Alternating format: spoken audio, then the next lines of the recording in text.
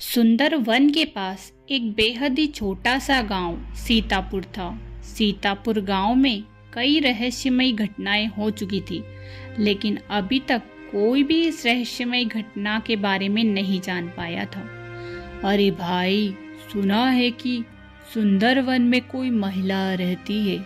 वह महिला किसी भी आदमी को नहीं छोड़ती। जो भी आदमी सुंदर वन में जाता है वहाँ उसे समाप्त कर देती है, जिंदगी से मुक्त कर देती है। हाँ भाई, मैंने भी सुना है। यहाँ तो क्या यह सत्य घटना है? अगर यह सत्य घटना है तो हमारे लिए तो बहुत ही घातक साबित हो सकती है, क्योंकि सुंदरवन के पास सिर्फ हमारा ही गांव है जो सबसे करीब पड़ता है, और वहाँ पर तो हमारा आना जाना लगा भी रहता है। मुझे तो डर लग रहा है कहीं वहाँ औरत किसी को नुकसान ना पहुँचा दे। अरे भाई, ये बात तो है, वह कई लोगों को नुकसान पहुँचा चुकी है। ये बात तो तुमने जान ही ली। कल तो भोला गया था। भोला को भी उस औरत ने पता नहीं क्या किया कि वह पागल हो गया है। अब तो वह दर बदर की ठोकरें ही खा रहा है। सुनने में आया है कि भोला उस औरत के पास गया था। पहले उसने उसको आकर्षित किया था, उसके बाद ही भोला को वहाँ पागल कर देती है। हाँ भाई, लेकिन अब तो गांव में हड़कंप मच गया है। कोई भी आदमी सुंदरवन को नहीं जा रहा। अरे सुंदरवन को जाए भी कैसे? कोई भी औरत अपने पति को सुंदरवन भेज ही नहीं रही है। यहाँ पर सभी औरतें भी काफ़ी ज़्यादा परेशान थी, क्योंकि सुंदरवन में कोई ऐसी रहस्यमयी घटना हुई थी। इस वजह से सारे गांव वाले काफ़ी ज़्यादा परेशान हो रहे थे। गांव की सभी औरतें काफ़ी ज़्यादा परेशान थी, क्योंकि सुंदरवन में जो भी आदमी जा रहा था, एक औरत उसको ख़त्म कर दे रही थी। लेकिन अभी तक उस औरत के बारे में कोई भी नहीं जान पाया था। कोई भी पत्नी अपने पति को अब सुंदरवन में नहीं जाने दे रही थी। ए जी सुनिए, आप अगर सुंदरवन की तरफ काम भी पड़ा ना तो नहीं जाएंगे। मुझे पैसों का लालच नहीं है। आप उधर ही काम करने जाते हो ना। मुझे पैसों का कोई लालच नहीं, लेकिन आपकी जान से ज़्यादा कोई भी चीज़ ज़रूरी नहीं है। आप सुंदरवन की तरफ नहीं जाओगी। मुझे पता है भाग्यवान, मैं सुंदरवन की तरफ नहीं जा रहा हूँ, लेकिन मेरा काम है।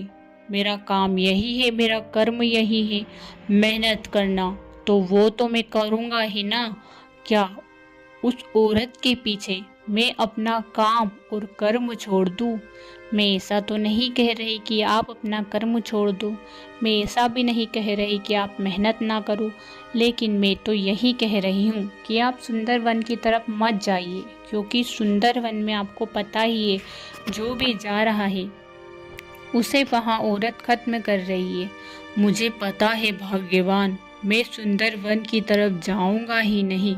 मैं अपने खेतों पर काम करूंगा। तुम चिंता क्यों करती हो? यहाँ कहकर राघव वहाँ से चला जाता है। लेकिन सारी गांव की औरतों के मन में एक ही चिंता थी कि कहीं उनके पति को वहाँ औरत निगल ना जाए।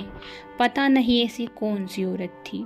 हे भगवान, ये हमारे गांव में हो क्या रहा है? आखिर ऐसी कौन सी औरत है जो हमारे पतियों को निगलना चाहती है? आखिर कौन औरत है? मैं भी यही समझ नहीं पा रही हूँ कि आखिर सुंदरवन में ऐसी कौन सी औरत है जो हमारे पतियों को निगल रही है। मुझे तो लगता है कि वहाँ घातक चुड़ैल हो सकती है। चुड़ैल ही ऐसा काम कर सकती है, बाकी तो और कोई नहीं कर सकता। हाँ बहन, ये बात तो तू बिल्कुल सही कह रही है। कोई खतरनाक चुड़ैल ही पतियों को निगल सकती है, बाकी कोई जीवित औरत तो ऐसा कर ही नहीं सकती। मुझे भी चुड़ैल का ही संकेत है। सभी औरतें काफ़ी ज़्यादा परेशान थी, और इधर सारे पति भी काम पर निकल चुके थे। सभी अपने अपने काम पर निकल चुके थे कि रामू नाम का एक आदमी जंगल से गुजर रहा था। रामू को जंगल से भयानक आवाज़ आती सुनाई देती है। हे भगवान, मैं इधर से क्यों आया? यहाँ तो सुंदर वन ही है। इस सुंदर वन में पता नहीं कौन मुझे निगल जाएगा। मुझे यहाँ से भागना ही होगा। रामू भाग ही रहा था कि अचानक से पीछे पीछे कोई साया उसके पीछे चला आ रहा था। रामू दौड़ लगाकर गांव की तरफ आता है। इतने में कोई उसे अंदर की तरफ खींच लेता है। रामू की चीख सारे गांव में सुनाई देती है। रामू की चीख सारे गांव में सुनाई देती है। अरे भाई, आज कौन सुंदरवन में गया था? सुंदरवन में भयानक आवाज आई है। मतलब कि कोई आदमी तो उस स्त्री के चंगुल में फंस चुका है। हाँ, ये बात तो तुमने बिल्कुल सही कही। मैंने सुना है कि रामू जो सुंदरवन से होता हुआ बाजार गया था, मुझे तो वही लगता है। घर भी नहीं लौटा है। उसकी बीवी भी काफ़ी ज़्यादा परेशान है। अरे, तो बीवी ने उसको मार्केट में भेजा ही क्यों? जब पता है कि सुंदरवन में ऐसी घटना हो रही है, तो क्या उसका बाजार जाना इतना ज़रूरी हो गया था? उसके लिए सामान ज़्यादा ज़रूरी था या उसका पति?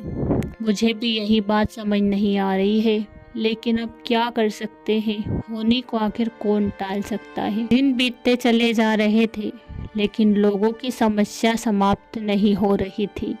गांव के लोग काफ़ी ज़्यादा परेशान थे कि आखिर उस जंगल में ऐसी कौन सी औरत है जो सारे गांव वाले लोगों को परेशान कर रही है। सारे गांव वाले उससे बेहद ज़्यादा परेशान थे। वह सुंदर वन की तरफ जाते भी नहीं थे कि एक दिन की बात है जब वहाँ पर पास के ही नगर का एक राजा आता है।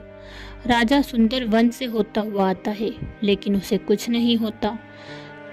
जैसे ही राजा गांव में आता है तो उसे पता लगता है कि सुंदरवन में कोई ऐसी औरत है जो गांव के पुरुषों को निगल रही है। अरे, ये तुम लोग क्या कह रही हो? मुझे तो यकीन ही नहीं हो रहा है। मैं सुंदरवन से ही होकर आया हूँ, लेकिन मुझे तो ऐसी कोई औरत नज़र नहीं आई। तुम लोग ये क्या बातें बना रहे हो? ये सब झूठ है। नहीं राजा साहब, हम कोई झूठ नहीं बोल रहे हैं। यहाँ बात बिल्कुल सत्य है कि उस जंगल में कोई ऐसी औरत है जो सारे लोगों को निगल रही है। पता नहीं उसने आपको क्यों नहीं निगला। ये बात तो हम भी नहीं समझ पा रहे हैं। मैंने तो उस औरत को देखा तक नहीं। मैं कैसे मान लूँ कि सुंदरवन में कोई भयानक स्त्री रहती है जो लोगों को निगल रही है। राजा खुद हैरान था कि सारे गांव वाले जिस स्त्री से परेशान थे, वहाँ स्त्री आखिर उसे क्यों नहीं निगल रही थी। वहाँ सुंदरवन से होता हुआ जाता है, उसे भयानक आवाज़ें आने लगती है। राजा बहुत डरा हुआ था, लेकिन फिर वहाँ अपने महल को प्रस्थान हो जाता है। जैसे तैसे राजा महल पहुँच जाता है, लेकिन उसे फिर भी समझ नहीं आ रहा था कि आखिर वहाँ औरत उसे नुकसान क्यों नहीं पहुँचा रही।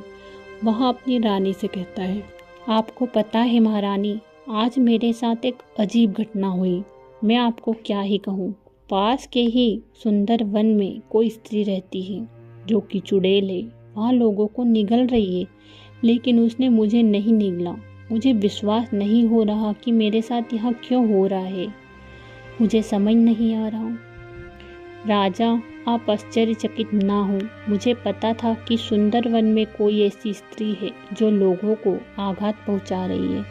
मुझे पता था कि आप सुंदरवन से ही होते हुए जा रहे हो। इसीलिए मैंने आज आपके लिए पूजा कराई थी, जिससे कि वहाँ स्त्री आपको कोई नुकसान ना पहुंचा सके। और मुझे पूरा विश्वास था कि वहाँ आपका बाल विवाह नहीं कर सकेगी। मैं कई दिनों से उस स्त्री को समाप्त करने की कोशिश कर रही हूँ, ताकि मैं गांव वालों की समस्या का समाधान ढूंढ सकूँ।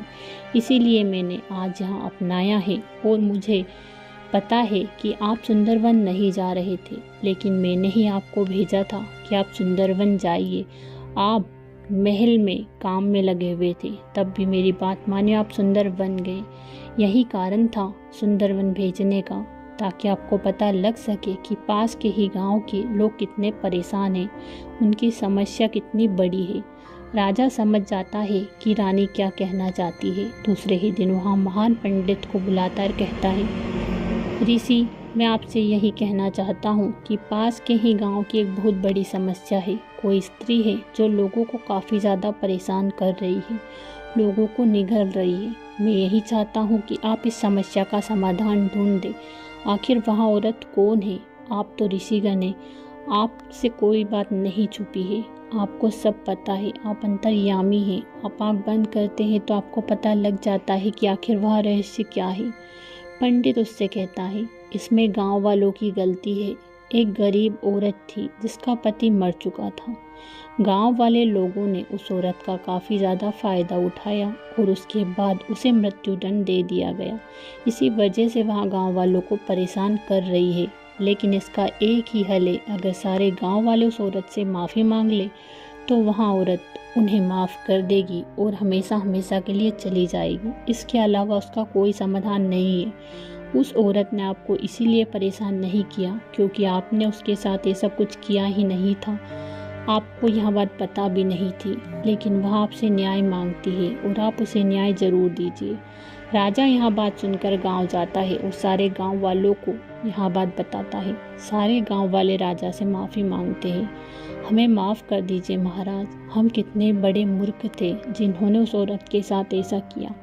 आज के बाद से हम कभी भी किसी औरत के साथ ऐसा नहीं करेंगे और हाँ, हम उस औरत से माफ़ी मांगने के लिए तैयार हैं। सारे गांव वाले जंगल जाते हैं और उस औरत से माफ़ी मांगते हैं। वहाँ औरत चुड़ैल के भेष में आती है और सारे गांव वालों को माफ़ कर देती है और हमेशा हमेशा के लिए उस जंगल से चली जाती है। अपनी माँ रेखा और पत्नी शोभा के साथ रहा करता था। अतुल की शादी को 1 साल बीत चुका था। उसकी माँ रेखा बेहद ही समझदार और सुलझी हुई औरत थी। वह हमेशा अतुल की देखभाल किया करती थी, लेकिन जब से उसकी पत्नी शोभा आई थी उसने यह काम छोड़ दिया था। उसे अपने बेटे की काफ़ी चिंता थी क्योंकि अतुल उसका इकलौता बेटा था। लेकिन यह बात शोभा को अच्छी नहीं लगती थी। जब भी वह अतुल से उसकी चिंता करते हुए कुछ कहती थी तो शोभा उसे टोकती रहती थी। एक दिन सुबह सुबह वह अपने बेटे से कहती है, बेटा अतुल, तू सुबह खाना खाकर नहीं जाता। तुझे तो पता ही है मुझे तेरी कितनी चिंता सताती है। जब भी तू पहले ऑफिस जाता था तो मैं तेरे लिए खाना बना देती थी, लेकिन अब तू ना ऐसे जाता, मुझे अच्छा नहीं लगता बेटा। मुझे ना सुबह जल्दी उठा दिया कर, मैं ही तेरा टिफिन तैयार कर देती हूँ। अरे माँ, ऐसा कुछ भी नहीं है। ऑफिस में मुझे खाना खाने को मिल जाता है, इसी वजह से मैं आपको परेशान नहीं करना चाहता। मैं चाहता तो सुबह को भी उठा सकता था, लेकिन जब ऑफिस में खाना मिलता है तो फिर मैं सुबह को क्यों उठाऊं? मुझे पता है बेटा, तू पहले ऑफिस का खाना कहाँ खाता था? 2 रोटी ही मुश्किल से खा पाता था। तू घर से ही टिफिन ले जाया करता था। मुझे पता है तो ऑफिस में भी भूखा ही रहता है, लेकिन मुझसे नहीं कहता क्योंकि मैं चिंता करती हूँ। माँ, आप चिंता करती हो ये मुझे पता है, लेकिन पहले ऑफिस में जो खाना आता था वो अब नहीं आता। पहले अलग आता था और अब स्वादिष्ट खाना आता है। आपको मैंने बताया था ना, जब शादी के 1 महीने बाद ऐसा हुआ था तब मैंने आकर कहा था ना आपसे, बेटा ठीक है अगर तू कह रहा है तो, वरना कल से अगर मैं तेरे दोस्तों से भी पूछूंगी तब मुझे पता लगेगा और दिल को तसल्ली होगी। हाँ माँ, आप दोस्तों से भी पूछ लेना, इसमें कोई बड़ी बात नहीं है। अतुल तो यहाँ कहकर ऑफिस चला जाता है, लेकिन इस बात को लेकर शोभा अपनी सास के पीछे पड़ जाती है। माँ जी, आप कहना क्या चाहती हो कि आप अपने बेटे के लिए पहले टिफिन तैयार करती थी और मैं अब टिफिन तैयार नहीं करती हूँ? आपके कहने का यही मतलब था ना माँ जी? बेटा, मैंने ऐसा कब कहा? मैंने तो अतुल से कहा कि तू अगर चाहे तो मुझसे भी बोल सकता है। पहले भी तो मैं टिफ़िन तैयार करती ही थी ना, अब कर दूंगी तो उसमें क्या बड़ी बात हो जाएगी?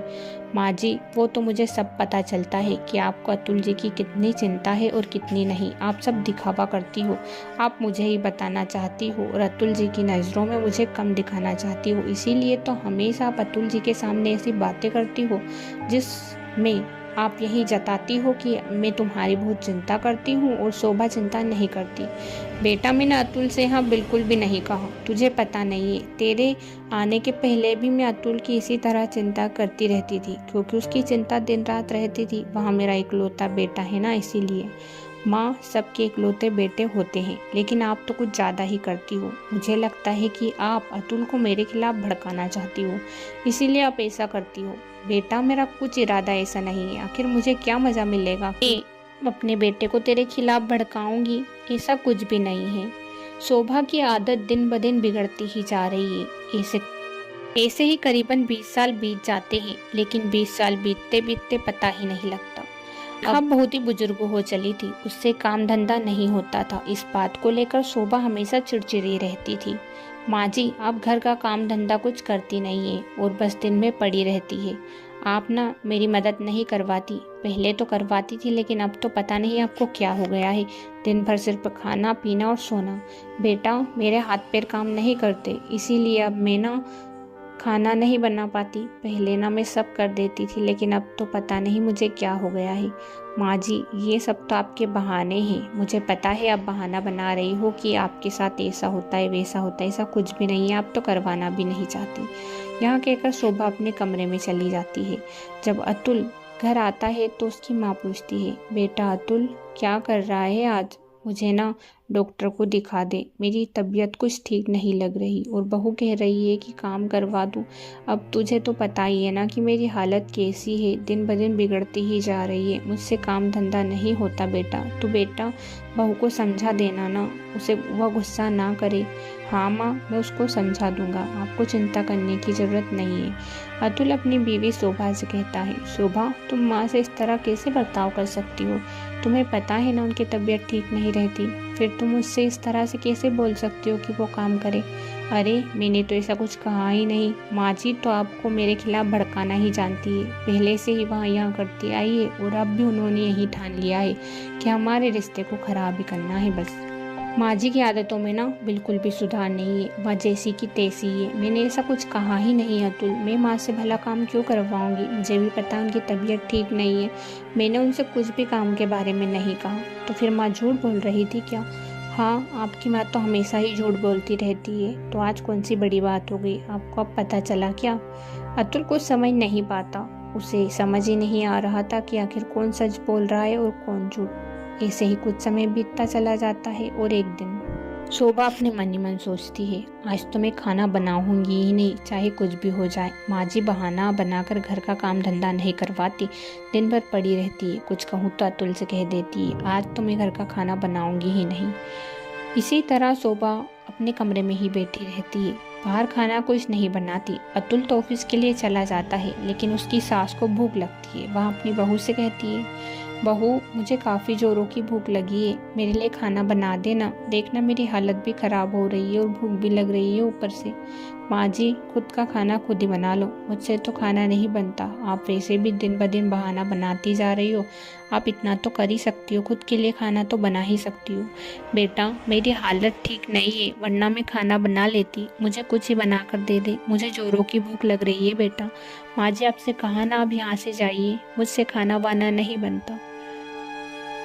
शोभा साफ इनकार कर देती है। रेखा अपने कमरे में वापस लौट आती है। रेखा उस दिन भूखी ही सो जाती है। उसकी तबीयत बिल्कुल खराब हो जाती है। शाम को जैसे ही अतुल घर आता है तो देखता है कि उसकी माँ की तबीयत खराब है। अरे माँ, आपकी तबीयत इतनी खराब कैसे हो गई अचानक से? आपको तो कमजोरी भी आ गई है, क्या बात हो गई? बेटा वो क्या है ना, सुबह का मैंने खाना नहीं खाया ना, इसीलिए। लेकिन माँ, आपने आज खाना क्यों नहीं खाया? आपको भूख नहीं लगी क्या? नहीं बेटा, वो बहू ने आज खाना बनाया ही नहीं और मुझे इतनी कमजोरी आ गई थी कि मुझसे भी खाना नहीं बनाया गया, इसीलिए मैंने खाना नहीं खाया बेटा। यह बात सुनकर अतुल के होश उड़ जाते हैं। उसे बहुत ही बुरा लगता है। वह अपनी पत्नी के कमरे में जाकर कहता है, तुम्हारी हिम्मत कैसे हुई? मेरी माँ को तुमने आज खाना तक नहीं बनाया। तुम्हें शर्म आ रही है या नहीं? किसी इंसान की मजबूरी का इस तरह से फ़ायदा उठाता है क्या कोई? वहाँ बीमार है, तुम्हें उसे खाना देना चाहिए और तुमने आज उनके लिए खाना नहीं बनाया। अरे क्या बात कर रही हो? तुम्हारी माँ ने ना 2-2 प्लेट भर के खाना खाया है और ऊपर से कह रही है कि भूखी है भूखी है। मैंने सुबह ही तो 2 प्लेट खाना बनाया था। अब वो झूठ बोल रही है तो उसका मैं क्या करूँ? अतुल कहता है, मुझे सब पता है। तुम्हें क्या लगता है कि मैं तुम्हें नहीं समझता? तुम्हें पता है ऑफिस के कुछ काम की वजह से मुझे घर आना था और मैं जैसे ही घर आया तो माँ तुमसे खाने के लिए कह रही थी, लेकिन तुमने उनसे साफ इनकार कर दिया था खाना बनाने को। मैंने सब सुन लिया था, लेकिन मैं अंदर नहीं आया। मुझे लगा कि तुम दिन में खाना बनाकर दे दोगी, लेकिन जैसे ही मुझे पता लगा माँ से, तो माँ बिल्कुल सही कह रही थी। मैं जैसे ही घर आया तो माँ की हालत बिल्कुल ख़राब थी और मुझे तुमसे यहाँ उम्मीद नहीं थी कि तुम माँ को दिन भर खाना नहीं बनाओगी। मुझे बहुत ही बुरा लगा। इतने दिनों से माँ जो कह रही थी वहाँ बिल्कुल सच था। तुम हमेशा मुझे यही कहती रही कि माँ तुम्हें सिखाती है, माँ मुझे सिखाती है, लेकिन माँ ने ऐसा कुछ कहा ही नहीं। माँ तो तुम्हारे बारे में बिल्कुल सही कहती थी। तुम इस लायक ही नहीं हो क्योंकि माँ जिस तरह से तुमसे प्यार करती है ना, तुम एक बेटी का फ़र्ज़ कभी नहीं निभा सकती। बेटी तो बेटी, तुम एक बहू का फ़र्ज़ भी नहीं निभा सकती। तुम अभी इस घर से निकल जाओ, क्योंकि मैं नहीं चाहता कि मैं तुम्हें और भी देखूं। इस तरह से तुमने माँ के साथ किया है ना, अगली बार से अगर मेरी माँ के साथ ऐसा किया ना तो तुम्हारी खैर नहीं। अब यह बात सुनकर शोभा को मन ही मन बहुत ही बुरा लगता है। वह अपने पति से माफ़ी मांगती है। मुझे माफ़ कर दीजिए जी, मैंने एक बेटी तो बेटी, बहू का फ़र्ज़ भी सही से नहीं निभाया। माँ की मैंने देखभाल नहीं की, इसी वजह से माँ की यही हालत है। आज के बाद से मैं सब बिल्कुल भी नहीं करूँगी, आपसे वादा करती हूँ। यहाँ कहकर शोभा अपनी सास के पास चली जाती है और सास से भी माफ़ी मांगने लगती है। सास उसे माफ़ कर देती है और सास के कहने पर अतुल भी उसे माफ़ कर देता है। इसी तरह शोभा अपनी सास की देखभाल करती थी और कभी भी दोबारा से उनके साथ ऐसा व्यवहार नहीं करती थी।